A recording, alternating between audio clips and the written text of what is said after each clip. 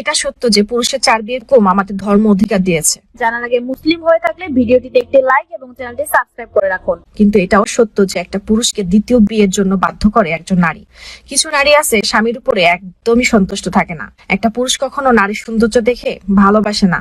একটা পুরুষ এমন নারী চায় যে তাকে একটু শান্তি দিতে পারবে, তার মনের ভাব প্রকাশ করতে পারবে। আর পুরুষ এইসব যেখানেই পাবে সেখানে ছুটে চলে যাবে, হোক বিয়ের বয়স 10 মাস এবং 10 বছর, তাতে কোনো যায় আসে না। পুরুষের সাথে জিদ করা, তার কথার দাম না দেওয়া, ছোটখাটো বিষয়ে রাগ করা, ঝগড়া করা, এসব করতে করতে একজন নারী তার পুরুষের কাছে তার সম্মানটা শেষ করে ফেলে। সে বুঝতেই পারে না সে কখন তার স্বামীর মন থেকে উঠে গেছে।